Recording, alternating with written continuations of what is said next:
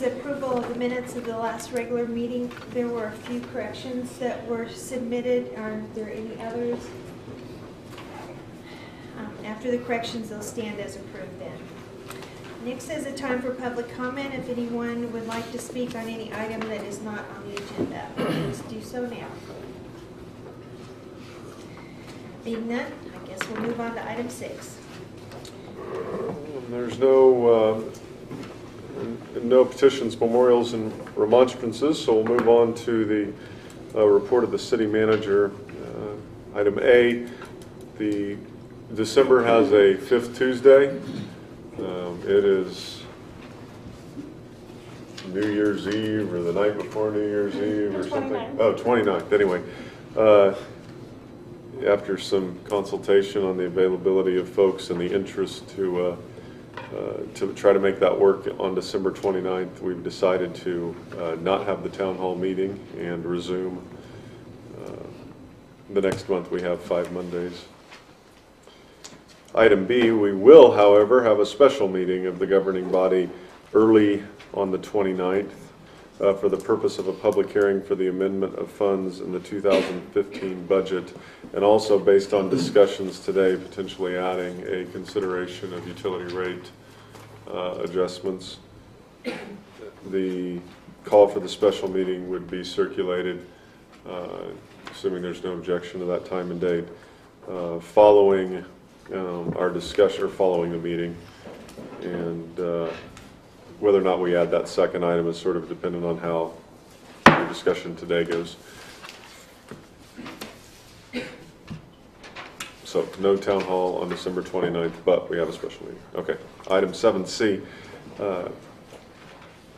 Some time ago we made you aware of a property tax valuation error made by Finney County, and its impact not just on the city of Garden City, but its impact on the school district and the community college as well. We had a preliminary discussion with all those involved, or representatives from all those agencies, and subsequently asked the county commission as to their interest in correcting the error. They did not feel that was their obligation, and we then pursued submitting it as a claim. And just to bring closure to that issue, I'll turn it over to Randy, and he can follow up on the response from their insurance carrier. Yes, I put on the bench a copy of my letter to Mr. Partington. And that claim was submitted to the county at their request to see if maybe their insurance coverage would cover the loss to the city. And so I submitted that claim on behalf of the city. Also, since we represent the school district and the college, I submitted a similar claim, different amounts, but similar claims on behalf of those two entities. It was turned into their insurance carrier, and I received a response from the insurance carrier's counsel that type of error, negligence, mistake by a county official or employee is not covered by their insurance policy. So any claim that we would have, if we wanted to be made whole, would have to be submitted back to the county, and then the county would have to pay the city and the other two entities out of general funds, I suppose. So we did what the county asked us to do. It was reviewed by their insurance carrier, and the claim was denied. About the only remedy the city would have, other than the county stepping up to the plate in this matter, is adjusting the taxes levied against residents of the city. Maybe the next time that you prepare a budget. I don't think that's something that's palatable for the city to do. Pretty sure that the school district and the college are not going to do that as well. So we just needed to finalize the matter with you and let you know that what the response was and what the status is at this point. So it amounted to 167,000? Yes. For the city of Garden City? Right. Yeah, Item, and I would just add to that, I would consider this matter closed from the part of the city. I mean, we wouldn't have any interest in taking any other action against the county. We pursued it in 2 different avenues, and at this point, it would be my advice, I believe our advice, to simply move on this Yes. matter.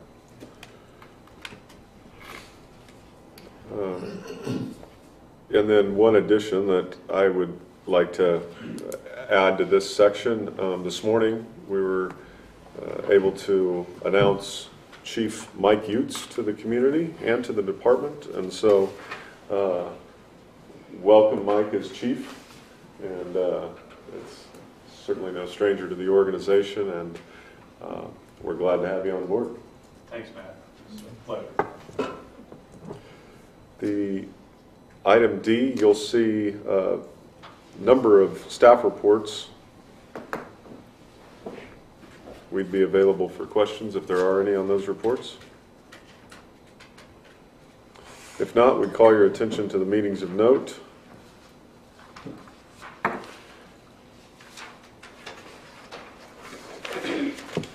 Any of those require an RSVP, please do that through CLN.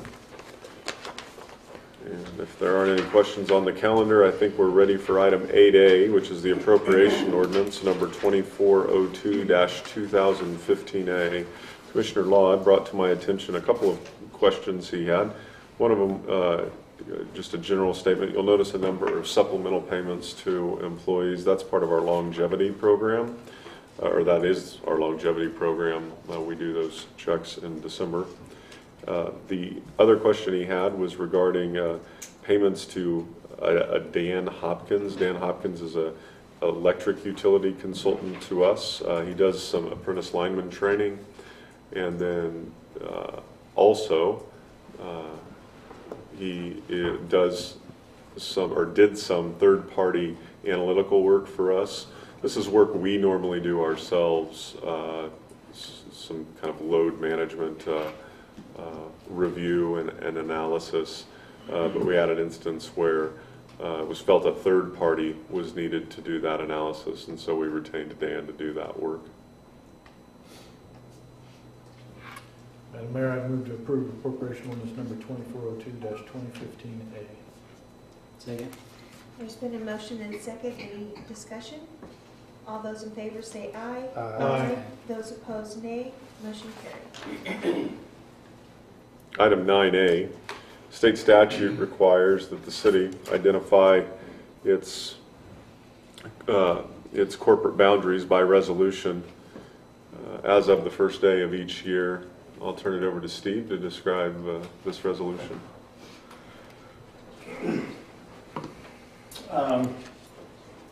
We have to do this in years when we have annexations. We had 4 of them in the past year, totaling 307 acres. Actually, 2014 was larger in acreage. You can see on the map the lighter blue are the annexations from this year. The red is 2014, and dark blue is the one we did in the ones in 2013. So the resolution is meets and bounds completely around the city, adding in islands and taking out islands of county. There are 3 of them inside or 4 actually, inside the overall boundary of the city, and recommend your approval. And it would be 2647-2015. Thank you. Move to approve resolution number 2647-15, setting the current boundaries of the city. I'll second. There's been a motion and a second. Any further discussion?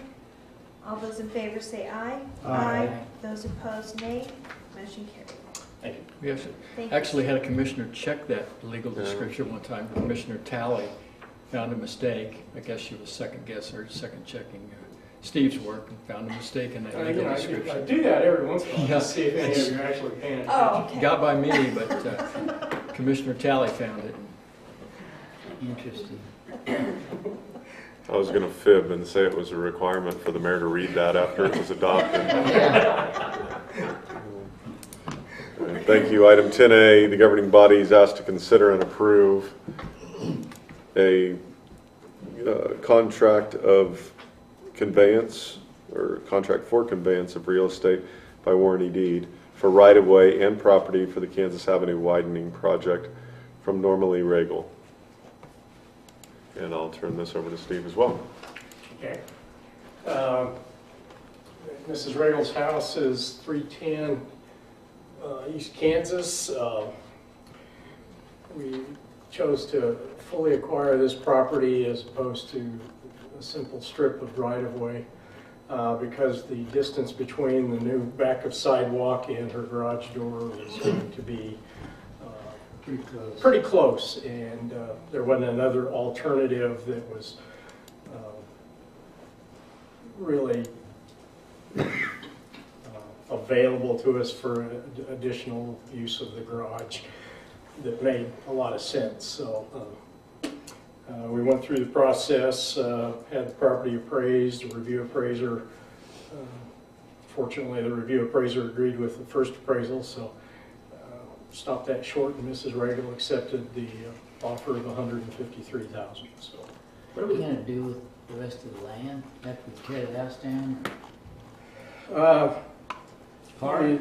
it could be landscaping. The governing body could decide to surplus it and make it available for someone else, one of the, say, Zeller's upholstery or somebody else to acquire and add on to business in the future. Because you couldn't really, you got like a 40-foot setback.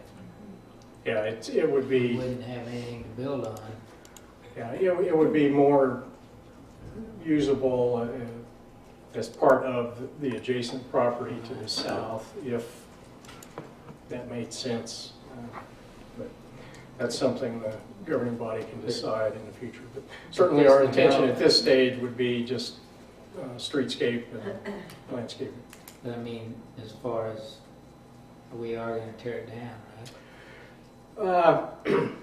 We'll look at whether or not it's feasible to sell it for relocation, but since it's a stucco And, with ceramic tile or tile roof, probably isn't going to transport very well, so it probably will end up. What's that piece of property just south of there? Is that where the old? That's Zeller's Upholstery is the shop under the Green 6. And the Regal the old monument is there. just to the south at 1017.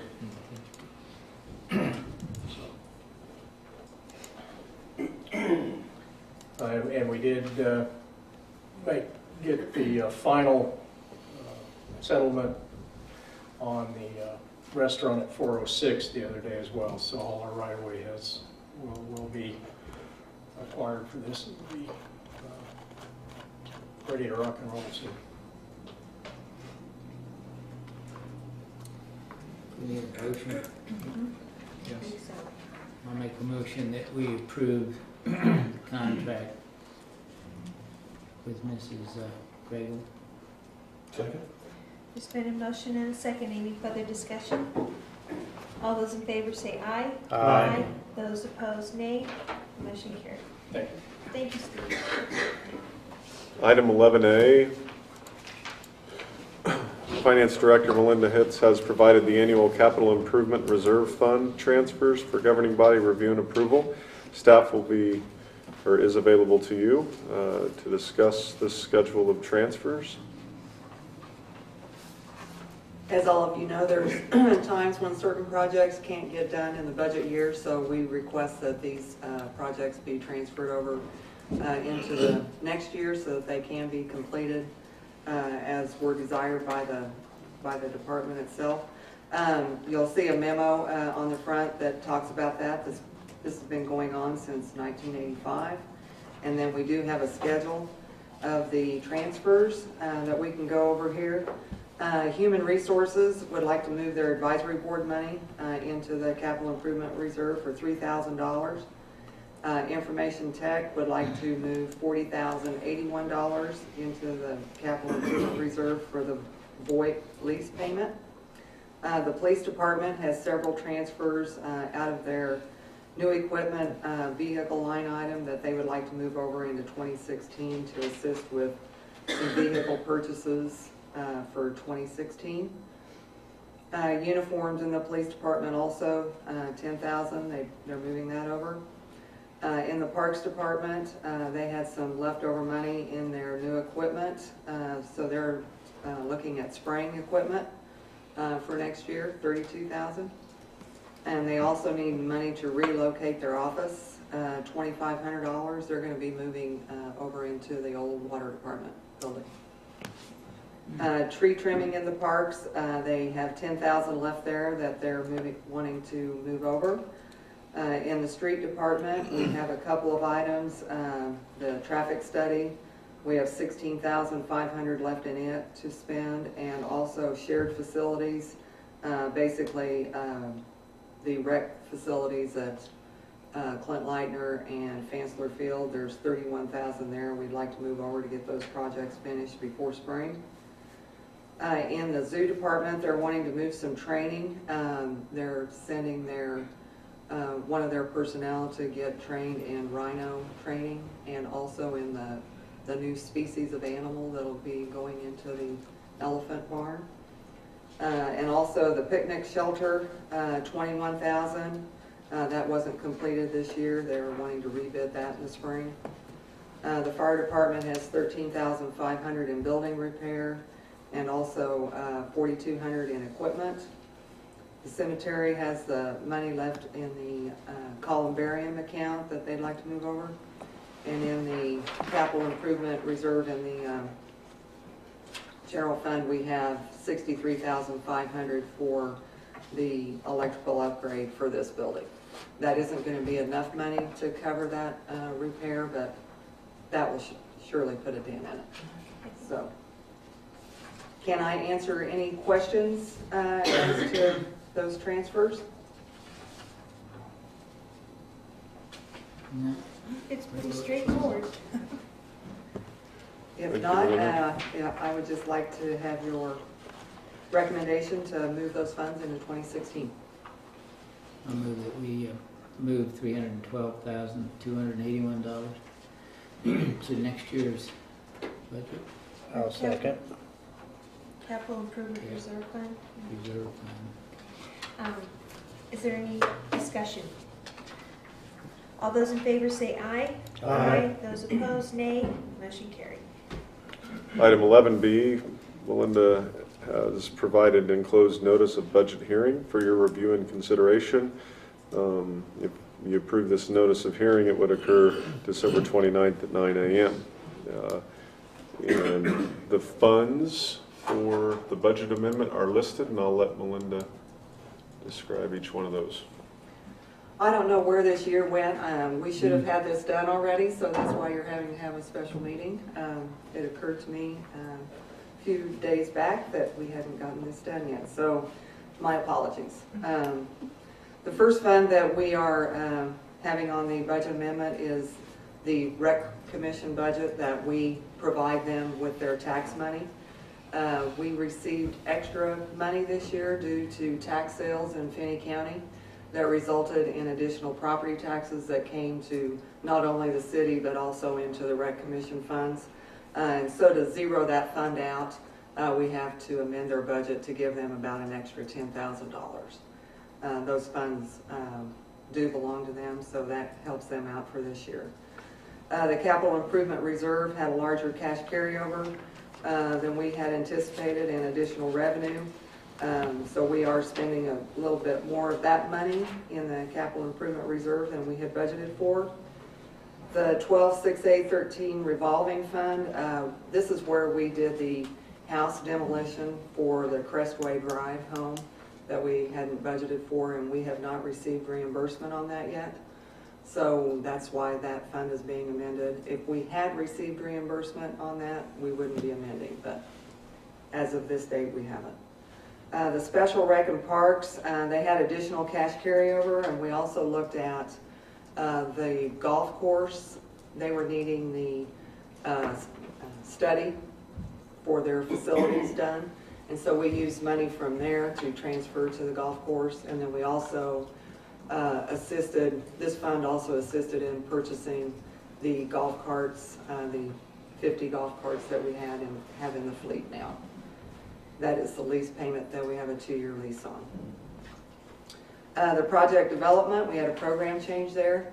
I think you guys remember when we were doing the budget in July, we asked that we move some sales tax money into this Fund 53 and designate part of it for city economic development and the other part for downtown improvement. So we have had a few of those projects come about, so we were just asking that fund get amended for those dollars. And solid waste, we're amending it because I made an error in doing the state budget form and didn't budget for the cash carryover. And we had a little bit of a program change with their fleet. So that was my error on that. They should have had enough money in there, but I'll take the blame. So that would require this notice of hearing to be published in the Telegram 10 days ahead of December 29th. And then you would have your budget hearing on the 29th. That would make this official. So right now, I'm just requesting that you approve this to go to publication. So moved. Motion, the second. I'll second it. There's been a motion and a second. Any further discussion? All those in favor say aye. Aye. Those opposed, nay. Motion carried. Thanks, Melinda. Thanks, Melinda. Next item, the governing body is asked to consider and approve task order number 3 between the City of Garden City and HNTB for design services of AIP 38 at Taxi Lane and our Fuel Farm Access Road. Rochelle. So this is basically the agreement between the city and HNTB for the design services for the future construction, which is tentatively scheduled in 2016. In this 2 areas, the taxi lane's kind of up toward the north that accommodates multiple users from our T-hanger areas out to the taxiway. And the ARF access is basically the access to the ARF station from kind of the land side perspective. And then also down to the fuel farm, which that area is replacing the Army Air Base concrete that's currently there. So these 2 projects are kind of our 2016 projects, and so this agreement's for the design services, 10% of the city funds, and then the 90% is federal funds. And the FAA requires an independent study, and so Steve was able to perform that and found the fees for HNTB reasonable. And then there's a lot of paperwork that breaks down the fees and everything on that too. That's what ARFF stand for. ARF is Aircraft Rescue and Firefighting. I apologize, I didn't write that out.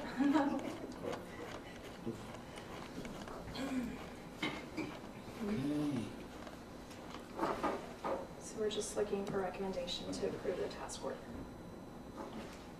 I move to approve task order number 3 for engineering services for the tax lane and our fuel farm access road reconstruction. Second. There's been a motion and a second. Any discussion? All those in favor say aye. Aye. Those opposed, nay. Motion carried. Thank you. Thanks, Rochelle. Item 11D, the governing body is asked to consider and approve an interlocal agreement for neighborhood development services between the City of Garden City and Finney County. Caleb? You have the complete staff report in your packet. This went before the County Commission on December 7th. Most of these changes have come at the request of the County Commission. Staff reviewed and did some reformatting and some grammatical checks, as well as checking on the 2 items that the County Commission wanted, which they wanted the ability to clearly be able to waive applicable fees for mileage, zoning fees, building permits, subdivision fees, penalty fees, and additional recall inspections. Part of this agreement gives that 80% of that fee value can be waived. The remaining 20% would be paid by the applicant, and the county would repay the city for that 80% that would be waived, because there are still services that are provided in order for us to perform any of those services. So it does give them the ability to do that, but they just would reimburse the city back for those costs of services. Also, the other item was to simplify the permit process, or the fee schedule. It was broken up into 3 areas, which was for the services that were provided by the city through the Development Service, Neighborhood and Development Services Department, which would be code compliance, planning and zoning, and inspections. And those costs go for and include operational expenses, such as but not limited to fuel, insurance, equipment, and office materials for those specialized and specific services. And we basically created a flat fee in order to do that. So it's lumped in as a solid number. The county commission had requested in the agreement, we had previously had that annually the cost goes up 5% every year to cover the additional cost of supplies, materials, and so forth for providing those services. The county commission wanted the wording changed to no more than 5% increase. So that's been included in the agreement. And the fiscal note, and staff recommends alternative number 1, which is a copy. The city clerk has copies of the signed agreement from the county, which would, starting this year, would be $185,000 would be, and will increase by no more than 5% each year as far as the cost of services for the county for this interlocal agreement. And staff also would recommend the approval of the interlocal agreement. And if you have any questions, Randy's worked with us to prepare that and put that together. And so if you have any questions for us, we're glad to answer. Yeah, go Go ahead. ahead. Well, I just wondered, they had a change of heart, right? Because they were thinking about. Yeah, they were thinking about doing their own department, which they still can at any time. They choose. Same with the city of Holcomb. They have the opportunity to do that with the agreement. Every June, the agreement states that the jurisdictions will look over that interlocal agreement if there's changes that they would like to make to that. At that point, that's the time to bring it up, or if they would like to terminate the contract for that interlocal services, that could be done as well.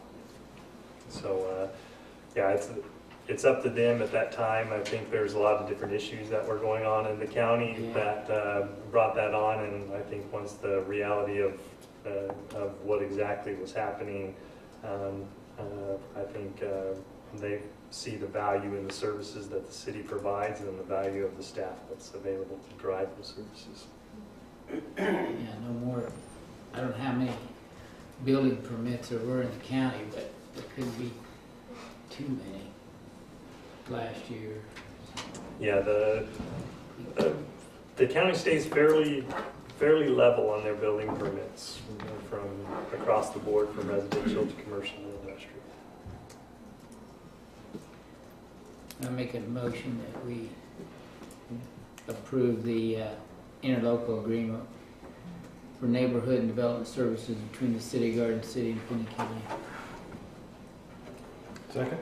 There's been a motion and a second. Any discussion? All those in favor say aye. Aye. Those opposed, nay. Motion carries. Thanks, Thank you. Ida. Item 11E, the governing bodies asked to consider a lowering of the residential electric monthly customer charge and reducing the amount of revenue that currently is directed into cash reserves. We had presented to the city commission at a pre-meeting sort of the state of the electrical rates, and subsequent to that we've prepared this agenda item for further consideration, really crafted around would appear to be among many ideas and many variations of it, the sort of lead concept of how to pass on some savings to customers. So with that, I'll turn it over to Mike. Thanks, Matt, Mayor and Commissioners. Matt's absolutely correct. On the 17th, we walked you through a presentation that identified power supply costs, retail rates, a comparison on retail rates, and we had a healthy discussion on all of that day. What we took away from that meeting was there was general consensus, if you will, that we want to look at the possibility of reducing the residential customer charge. We currently charge $22.50 per month, and that was established in February of 2012, in part because prior to that time, we, the city, billed an ECA charge, an energy cost adjustment charge, and we also had winter rates and summer rates, there was quite a differential between the two. When we completed the cost of service analysis, all of those were taken into consideration, and that's what helped establish the $22.50. And on today's bills, ever since we made that change in 2012, there is no ECA cost, there is no winter-summer differential. It's the same rate all year long. So that's in part where the $22.50 started from. I think, you look at the past 3 years on power supply and our costs, the projections that were made back in 2012 appear to be holding true to the projections at the time. So should you decide to make a change in the residential rates, it was our recommendation that you would do it in the customer charge. In the last week's presentation, or 2 weeks ago's presentation too, we did the rate comparison, and in the industrial rates, small commercial rates, Garden City's rates were lower than the neighboring utilities and some others in the state. On the residential side, in some cases we were lower, some cases we were not, and that would be the disparity there, and that's what actually spurred the discussion with the commission to consider lowering that rate. I put in 3 options for you to consider should you choose to do that. Option 1 would be lowering it from $22.50 to $20.25. That would be a reduction of funds going into cash reserves by $265,275. Option number 2 is to go from $22.50 to $19.50. That's roughly a $354,000 reduction. And then number 3 would be lowering the customer charge to $18.50 per month, which would result in about a $472,000 reduction in reserves.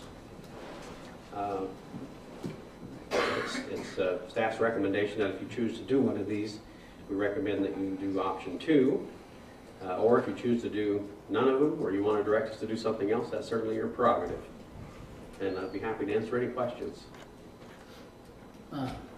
Madam Mayor, I'm sure not opposed to this. I brought up to Mike that instead of doing $3 a month, that we could just do a lump sum 1 month, $36, be the same money, but it would make a lot bigger impact on somebody's electric bill than $3 a month. And this would be what, in January, February, something? Yes, if you approved or you directed us to go forward with this change, as the city manager indicated earlier, we will bring the ordinance back to you at your special meeting.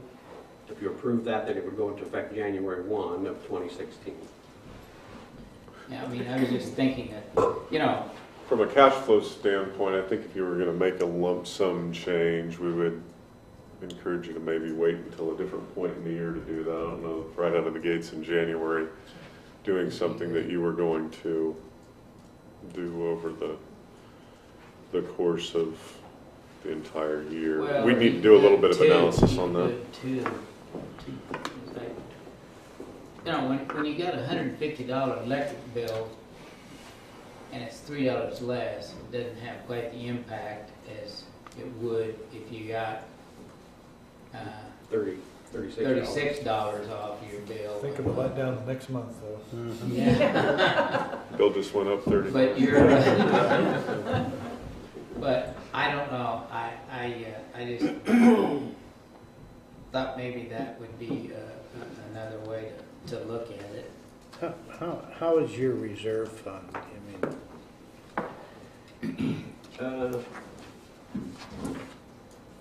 And let me tack on to Commissioner Dell there. If we reduce this by $353,700, what will end up going in 2016? That would be my question. Because I see the reserve 90-day target, and I see the green bar growing, and I see a significant reduction, maybe making the green bar even. Yes, what we projected for should you do this, then in the 2016 cash carryover, after the reduction of this amount, I estimate there'd still be between $400,000 and $600,000 would go into the reserve, the cash reserves. That's assuming several things. One is we're true to our budget. Something doesn't happen, we have to have major expenses. Right. And which is what it's there for. Yeah, it'll certainly slow down the. But still, a significant deposit would be, I mean, the growth there, and that's. Absolutely. Out of the reserve fund, you just keep it there for the 90 days in case there's no capital coming in, or can you use that for improvements also? Yes, I would let Melinda correct me if I'm wrong. The cash reserves, we budget the full amount every year, so all of it is budgeted. So it would be available should we need it for emergency repairs or some unforeseen expense. Paying a Absolutely. rebate. If we had a tornado or something like that. We have Yes. some target things in the future that we're going to have to fund, though, aren't we? I mean, a substation and some other. Yes, we do have some. There'll be some major expenses along the way in the next few years. Okay. That will have to be budgeted, and we'll draw down those reserves should you approve the budgets at that time. That's So absolutely if we correct. continue to add that to the reserves, that's less we would have to draw down, or not so much draw down, but maybe have to go somewhere else to get that money anyway, right? That's true. You could decide to use a portion of the cash reserves or whatever amount you wanted to go towards that project. There'd be less we would bond for. But my thing is whether you give a lump sum of $30-some and a lump sum back, or and then it's over with, or you give them back $2 a month for 12 months. No one's going to see that. After the first month that they get the 36, they're not going to see it, and every month afterwards, I mean, they'll see the $2, but not really recognize it. But yet that funding coming in that we're going to put out is what, 200 and, I lost my place here, but it's, how much is that you're going to be giving back? It'd be $300,000, in just a few years, you've got a new substation. Yeah, but you're only doing it one time. Oh, I think this is intended to be perpetual. This would continue should you choose to enact it that way. Yeah, it's not a one-year thing. Like it's every year we would be giving back. Yeah. 3 years it would be. Because we wouldn't be 900. collecting it, so that Correct. would, That's correct. So $300,000 in 3 or 4 years will go a long way from having to find that money for somewhere else, and then go back to the customers and say, guess what? That $2 we give you back that in 2015. Forget it. We're going to take $5 from you now. Sure. No, absolutely. Those are absolutely valid concerns, and we just wanted to bring all the information forward and let you make the decision on what you did. My recommendation was if you're going to change it, that would be the category that I would change it in. That way, all residential customers see the exact same impact. And if you choose not to do that, that's certainly your. I agree, but I'd rather see the $2 each month continue and to build those and do those projects with less money that we have to go back and ask them for later. One thing, did you ever look into insuring part of that? We did. I don't know. Is that possible? No. It's not? Nobody wants to insure it? Ensure what? Well, for instance, that 9 you know, 90 days reserve, which is not quite $9 million. I mean, that's, most of that is if we had, you know, wiped out half of our town, we wouldn't have any revenue coming in from that part of the town. We'd have to put in, some of it is insured already. You'd have some of it insured. The revenue, you obviously wouldn't. But And some of that operating reserves will cover our power supply contracts that are a take or pay contract. So whether or not half the town was gone from a tornado, we're still gonna pay for the energy that we agreed to pay for, even though we weren't gonna use it, so. And to my understanding, no insurance company really wanted to do that. Well, I mean, even But if that's we part had- of that 8 million, that's what that would allow us 90 days of being able to pay all the bills, pay the payroll, and obviously allow some improvements or repairs if needed. And that's a sound business decision, I think, to have a 90 days worth of reserve. And that's, you know, that's why I want to make sure we still had a good number going in. That sounds like a good number. You know, we're performing better than we hoped, and I think it's reasonable to return some of that to our customers. It's not a lot. Some people won't even notice it, I get that, but still, it's $353,000 back into the local economy, and that's not nothing. So with that, I would move to approve option 2, and to adjust the residential customer charge from $22.50 to $19.50 per month. I'll second. There's been a motion and a second. Any further discussion? All those in favor say aye. Aye. Those opposed, nay. Motion carried. And if you would like, we can add that to the call for the special meeting on the 29th, and those would be able to hit the first billing cycle that starts in January. Correct. Maybe people still may get a bill that's either due in January that has the old rate. December service. Yeah. Yeah. So this will be January service. Okay, thank you. Merry Christmas too. Yeah.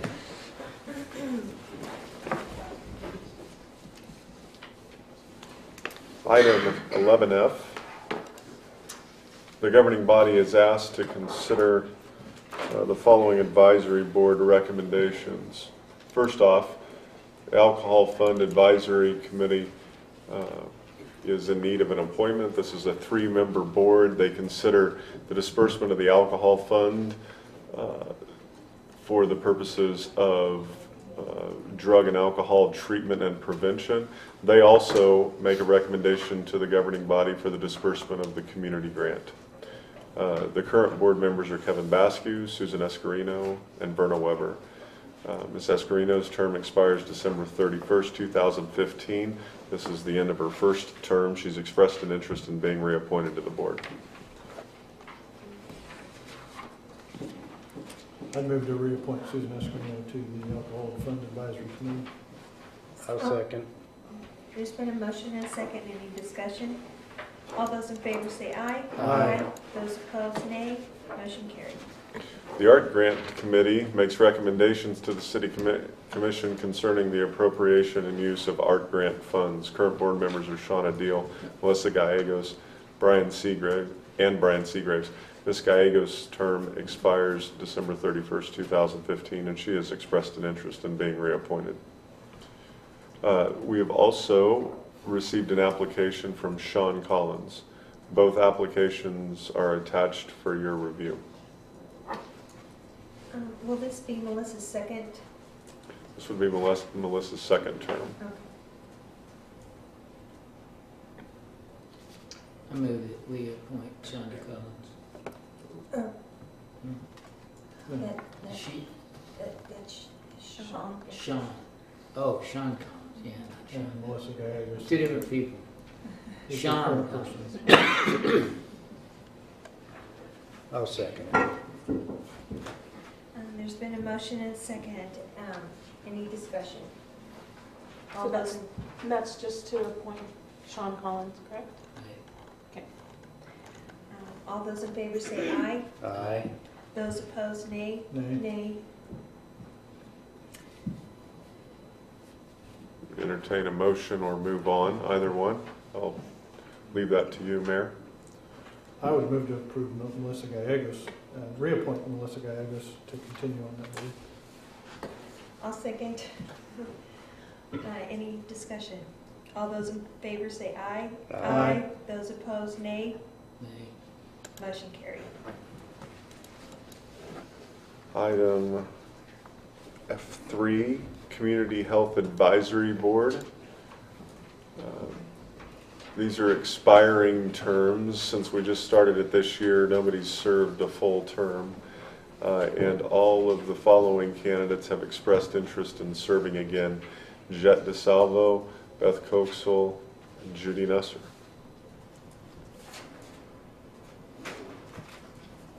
I move that we appoint the candidates listed for the Community Health Advisory Board. Second. There's been a motion and a second. Any discussion? All those in favor say aye. Aye. Those opposed, nay. Motion carried.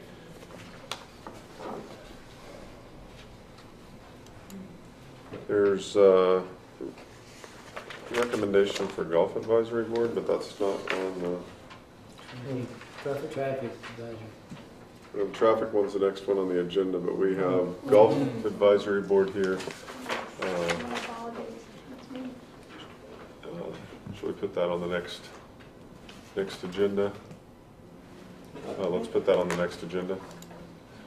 We'll move on to traffic. Well, move on to the next item on the agenda. The Traffic Advisory Board has 2 expiring terms. Julie Christner and Keith Collins were both appointed to the Traffic Advisory Board in 2012. Their terms expire at the end of this year, so that this is the conclusion of their first full term. Both would like to be considered for reappointment. Igali Diaz has submitted an application to serve on this board as well, in addition to a couple of other boards. I move that we reappoint Ms. Christner and Mr. Collins for the Traffic Advisory Board. Second. There's been a motion and a second. Any discussion? All those in favor say aye. Aye. Those opposed, nay. Motion carried. There's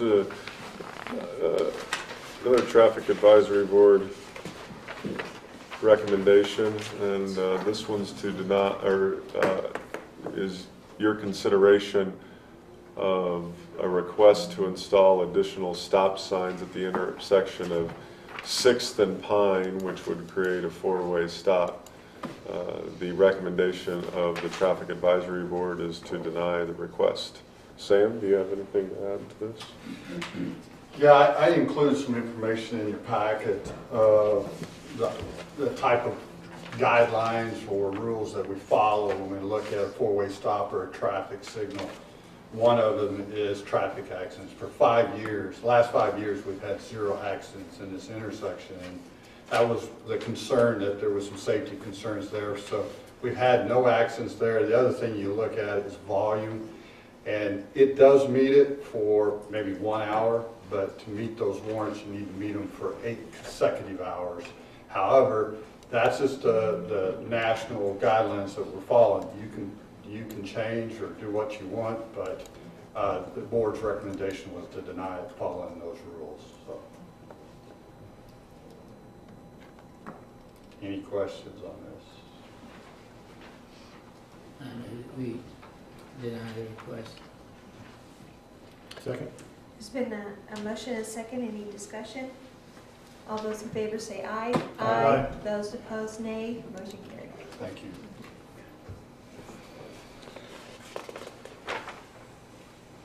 With that, I think we're ready for the consent agenda. If approved, it would be items H1 through 5, quadruple Z. Everybody to sleep. And the mayor has to read those too. Yeah. I would move to approve the consent agenda, item H1 through 5, Z, Z, Z, Z. Second. There's been a motion and a second. Any discussion? All those in favor say aye. Aye. Those opposed, nay. Motion carried. It's not anticipated that there would be any action taken after the executive session on the agenda. So if you'd like to do the commission reports, Mayor, after you're done with the commission reports, we can have Channel 8 shut down. Okay. Mr. Erla? First of all, we had just a little bit of a quirky thing here just now, and I want, from my standpoint, I want everybody to know, that no reflection on the other commissioners and how they voted, or the person first.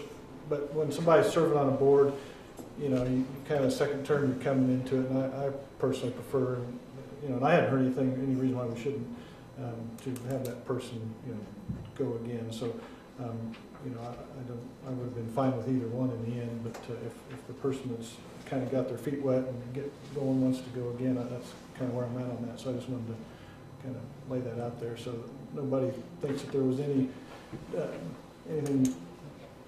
going on other than just a process there. So, congratulations to the Captain and now Chief Utes, and look forward to working with him in that role in the future. So couldn't be there this morning, Mike, but that's no reflection on the importance of the announcement this morning. So good luck and congratulations. And then I think about all I have other than that is Merry Christmas to everybody. So it's been a pleasure this year. It's been an amazing year. We are going to be meeting, I guess, one more time, but after Christmas. And yeah, after Christmas, as far as the end of the year goes. But I look forward to a great 2016. Mr. Fagan? The housing update was good at the pre-meeting. I thought that was good, Carol. Good job.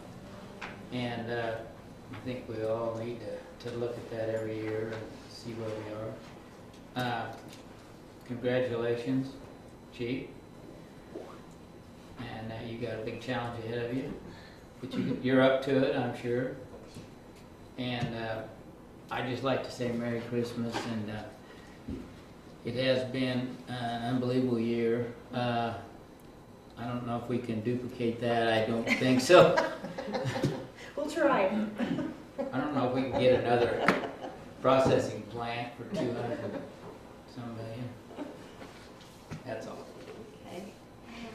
Commissioner Dale?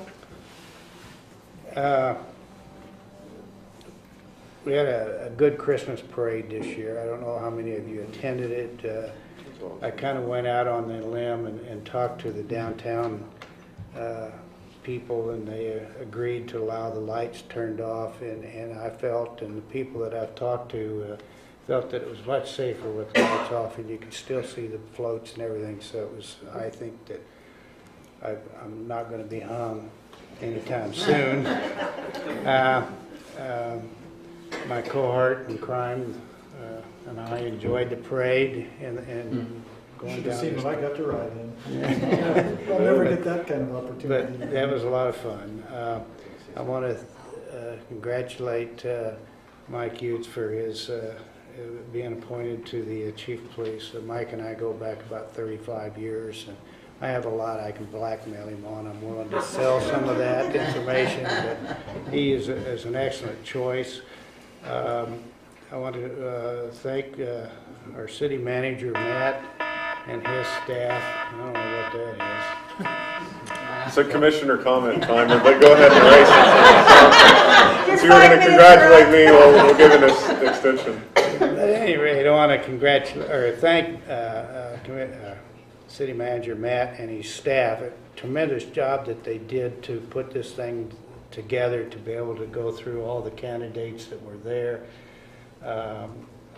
I had an opportunity to sit in on the phone call conversations as my cohort Chris Law did, and there was a lot of great applicants there. It was very interesting talking to them on the phone, and we picked out 5, and it was a very hard choice in my mind. I couldn't have picked out one from what we had that night there, but I think Matt and this process proved that they picked out the best candidate to be our chief and to lead the department into the future. And I know that speaking for the rest of my commissioners, we're ready to support you and the city in reaching your endeavors.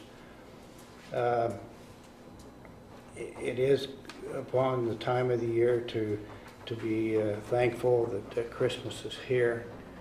And as you're sitting around and enjoying your family life this year, take a moment out and to think about our armed forces, both male and females that are overseas, that are away from their families and their loved ones and what have you. And just think of them for a little bit and be thankful that they are doing what they are to give us this opportunity to enjoy Christmas and also to partake in what we do as citizens and serving our city and being able to live in our city in a free society. So give thanks to all the freedom that we have.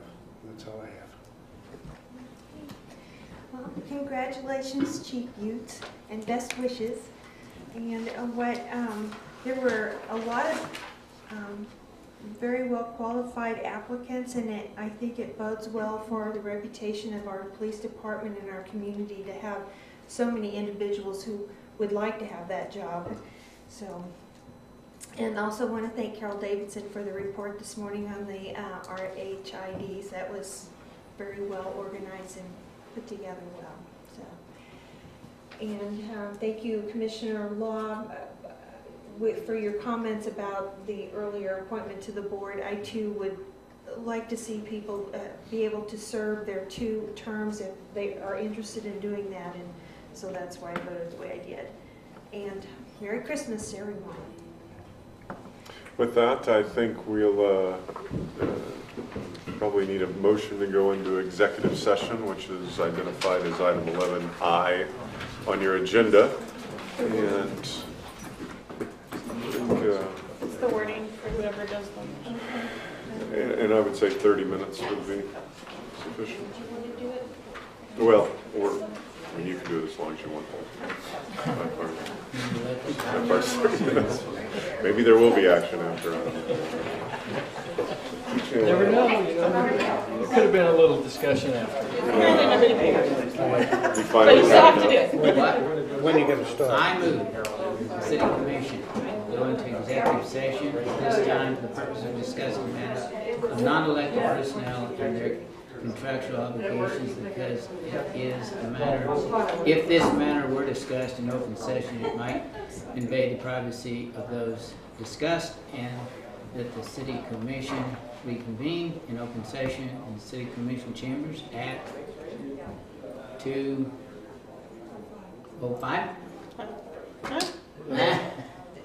How about 2:10? We just have a little recess. Well, just, I don't think we set out a beginning time. You're saying Right now. 2:10.